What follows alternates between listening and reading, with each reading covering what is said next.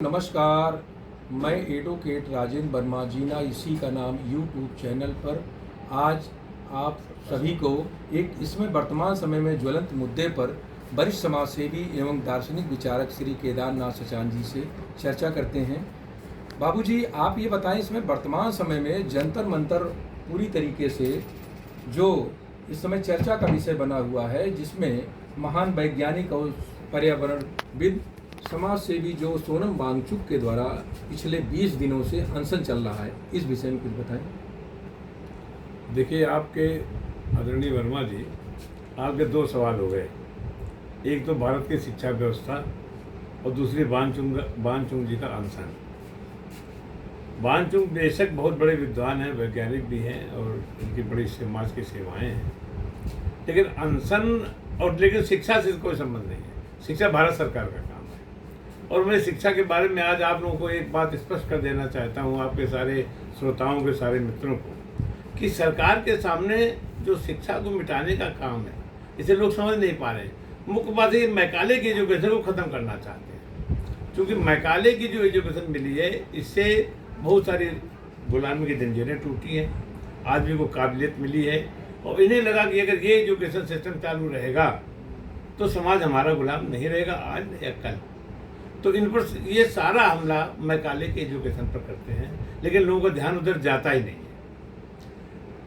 अब आप देखिए कि आपके पास जब एक पूरा सिस्टम है, बोर्ड आपके पास है, सीबीएसई बोर्ड है, यूपी बोर्ड है, सारे बोर्ड हैं, आपको एक शिक्षा करनी है तो पूरे देश में सीबीएसई का तो एक ही सिलेबस है।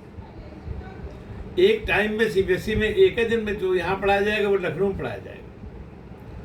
सारे प्राइमरी एजुकेशन को आप दे दीजिए सीबीएसई बोर्ड को, और वो अपना मैनेज करेंगे, आपको तमाम सारी समस्याएं खत्म हो जाएंगी। किताबें आप उन्हीं के पढ़वा रहे हो सीबीएसई बोर्ड की, लेकिन प्राइवेट को भी आप छूट दिए वो कमाने खाने के लिए। तो मुख्य बात यह है कि एजुकेशन को सीबीएसई बोर्ड को दे देना चाहिए, उनका एक सेम सिलेबस है और उसी से पढ़ाई होनी चाहिए। दूसरी बात एक और है, आपका जब पूरा बोर्ड एग्ज़ाम देता है, हाई स्कूल कराता है, इंटरमीडिएट कराता है, ग्रेजुएट कराता है, उस एजुकेशन सिस्टम पर आपको यकीन ही नहीं है। इंटर में आप लड़का 90% ले आवे, 99% ले आवे, तभी आप उसे एग्जाम में बिठाते हो, एक बैरियर लगाते हो, नहीं तो ये और पास करना पड़ेगा। और आज के पहले, इसके पहले, राजीव गांधी के पहले न नीट होता था, पहले सीपीएमटी भी नहीं होता था, और न इंजीनियरिंग का कोई टेस्ट होता था, न मेडिकल का। हमें तो अपनी उम्र के लोग याद है, हमारे इलाके के इंटर बराबर से इंटरमीडिएट करने के बाद सीधे आईआईटी में एडमिशन ले लेते थे, आगे जिनके 80-90% होते थे। गुजरात में अभी तक रहा, बहुत सालों तक यही रहा गया, बोर्ड में नंबर लाइए और एडमिशन सीधे ले लीजिए। सरकार को इसमें मौका मिल गया बैरियर लगाने का और बेईमानी करने का, कि आप ये पास कीजिए। तो इंटर में जो उसने जान लगा दी, उसका क्या मतलब है भाई? तुम सारा सिस्टम कराते हो, एग्जाम देते हो, पेपर बनाते हो, अपने इन्विजिलेटर रखते हो, सारा खर्चा करते हो, लेकिन उसकी वैल्यू क्या है? तो सरकार को ये बात, मैं वो विजय थलापति ने जो बात कही थी, अल्लाह बहुत लोग उसमें ही सहमत होंगे, मैं उसे पूरी तरह सहमत हूँ। उसने कहा कि इनकी बेवकूफ़ी क्यों करते हो? इंटर के बाद सीधे एडमिशन लो भाई, तुम्हारे ही बोर्ड तो उसने पास किया है, तुमने जो पेपर दिया वही तो उसने पास किया है, फिर उसके सोचने का क्या मतलब है? उसकी जवानी को आप खा रहे हो। तो उसने कहा ये सब बंद कर देना चाहिए। हम भी, तमाम लोग असहमत होंगे, लेकिन हम भी इसी मत को मानते हैं कि इंटर के बाद सीधे एडमिशन होने चाहिए, और ये अनावश्यक टेस्ट नहीं होने चाहिए। ये तो राजीव गांधी जब विदेश गए, जब पीएम बने, तो इनको किसी ने समझा दिया है, आईएएस ने, कि भाई अगर आपको डॉक्टर बनना है तो वहाँ 3 विषय चाहिए, जूलॉजी और बॉटनी और केमिस्ट्री। क्यों आप पढ़ाते हो उसको फिजिक्स मैथ? उनका ये बात तो ठीक है, पर अब हम टेस्ट लेंगे तो ये 3 पेपर का लेंगे। इंजीनियरिंग में चाहिए मैथमेटिक्स, फिजिक्स, केमिस्ट्री, बोले हम इसका ले लेंगे, बाकी विषय सब छोड़ दो। तो आपने एजुकेशन का सिस्टम शुरू से ही खराब कर दिया। अब आपको चाहिए ये कि इंटर की पढ़ाई में सारा जोर लगाइए, सारी तनख्वाहें दीजिए, और उसमें जो बच्चा बढ़िया पास होता है उसको आप सीधे एडमिशन लीजिए। और मैं एक बात और दावे से कहता हूँ, आप ये इंट्रेंस एग्ज़ाम छुड़वा दीजिए, नीट का चाहे किसी का भी, एडमिशन अपने आप कम हो जाएंगे। अभी घर का दबाव होता तो वो टेस्ट पास करो, अगर ये हो जाए नहीं जब मर्जी होगी जाके एडमिशन ले लेंगे, हमारे नंबर तो 80% के ऊपर ही हैं, तो कहीं कोई भीड़ नहीं होगी, कहीं कोई चोरी नहीं होगी। लेकिन सरकार ये करना नहीं चाहती। बाबूजी, अभी पर्चा जो लीक हुआ नीट का, उसी चीज़ को लोकतांत्रिक तरीके से सोनम वांगचुक वहाँ उठाने के लिए जंतर मंतर पर अभी 20 दिनों से जो चल रहे हैं, इस विषय में क्या सरकार को नहीं चाहिए था कि वार्ता की जानी चाहिए थी, अगर कोई ऐसा मुद्दा है? बिल्कुल की जानी चाहिए थी, वांगचुक से वार्ता की जानी चाहिए थी, और वांगचुक को भी अपना एक्सेस मंडल लेकर के शिक्षा मंत्री या प्रधानमंत्री से वार्ता करनी चाहिए थी। एक अपना प्रोजेक्ट देना चाहिए था कि इस तरह करो। अब पर्चा लीक हो तो सरकार अपना व्यापार बनाए, मामूली से मामूली टेस्ट में 1.5 से 2 लाख, 25 लाख, 20 लाख बच्चे बैठते हैं, उनका आप खर्चा जोड़ लीजिए। अगर पर बच्चा आप 5,000 भी मान लेते हो तो जोड़ लीजिए 20 लाख का कितना हो गया। और सरकार पर्चा लीक करा देती है तो जो एजेंसी होती है जो पर्चा जो एग्जामिनेशन का काम ठेका लेती है, उसके बाद अरबों रुपया हो जाता है। उतने रुपए से तो 2-2 साल सबको नौकरी ऐसे ही दी जा सकती है। तो ये सरकार का बेईमानी का खेल है, और अभी तक उस शिक्षा पैटर्न से परेशान है। अभी तक ये कर रहे थे कि हम सिलेबस बनाएंगे, नया बनाएंगे, हम अपना लाएंगे, वो तो इनके बूता है नहीं, वो तो ये कर नहीं पा रहे। शिक्षा के सिस्टम को और फेल कर दे रहे हैं। वर्तमान सरकार जो है ये हमेशा कहती रहती है कि 1 नेशन 1 इलेक्शन। हम ये कहते हैं कि 1 नेशन 1 एजुकेशन होना चाहिए, समान शिक्षा होगी, समान सिलेबस होगा, तो एक आम व्यक्ति के घर का लड़का से लेकर के बड़े व्यक्ति के घर का लड़का एक जगह पढ़ सकता है, सिलेबस हो सकता है। इस विषय में आप क्या कहते हैं? देखिए, 1 एजुकेशन तो ठीक है, एक तरह का सिलेबस पूरे देश में होना चाहिए। जो राज्य सरकारों की जो भाषा है वहाँ वो पैटर्न चेंज कर दीजिए। तमिलनाडु में आप दूसरी भाषा में पढ़ाइए, यहाँ पढ़ाइए, अंग्रेजी में पढ़ाइए, लेकिन सिलेबस सेम होना चाहिए, इससे सेम नागरिक पैदा होंगे। हम इस बात से सहमत हैं। 1 इलेक्शन का तो कोई मतलब ही नहीं है। कोई सरकार बीच में गिर जाती है, अविश्वास प्रस्ताव हो जाता है, या मुख्यमंत्री भ्रष्टाचार करते पकड़ा जाता है, तो आप उसको क्या करोगे? क्या एक ही बार में चुनाव करोगे? वो पकड़ गया, जेल चला गया, तो सरकार इसी चलती रहेगी क्या? तो चुनाव अलग मैटर है, शिक्षा अलग मैटर है। ये सरकार जोड़ करके दोनों गुमराह करती है। जैसे भी परसीमन बिल पास करना था तो महिला आरक्षण बिल का नाम दे दिया।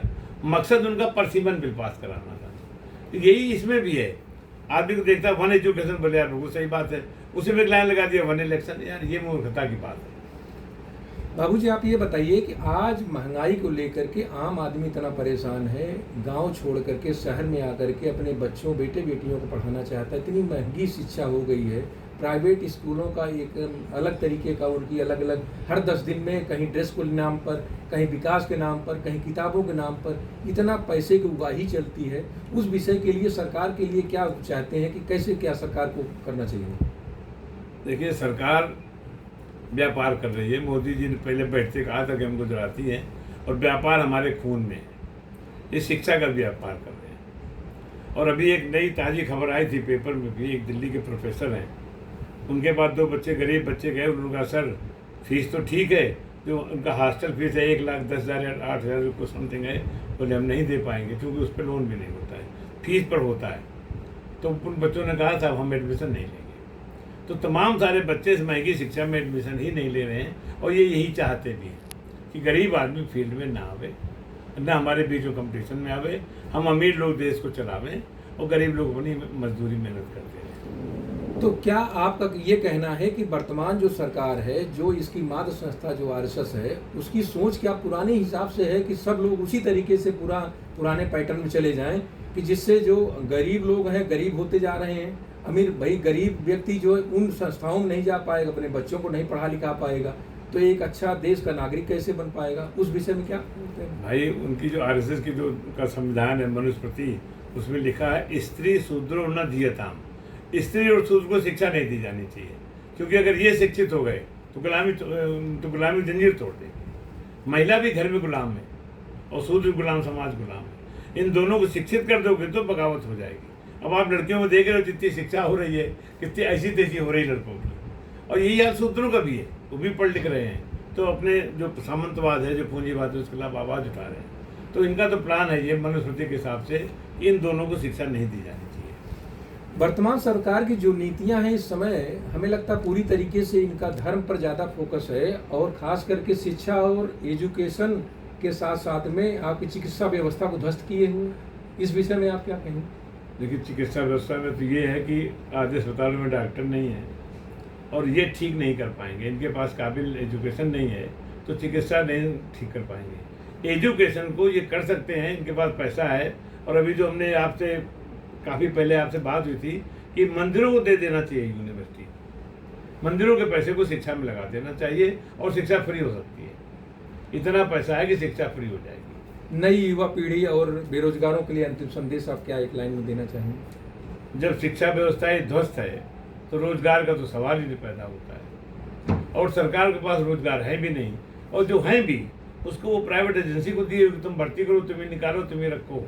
सरकार दूर रहना चाहती है, तो जनता से सरकार कट के रहना चाहती है, और धर्म से धन कमा रही, धर्म नहीं कर रही है, न धार्मिक राज बना रही है, वो धर्म से कोई धन कमा के अपने सरकारें बना रही, चुनाव लड़ रही है और सब खर्च कर रही है। धन्यवाद बाबूजी। जीना इसी का नाम यूट्यूब चैनल पर सब्सक्राइब कीजिए। इस वीडियो को देखने के लिए धन्यवाद।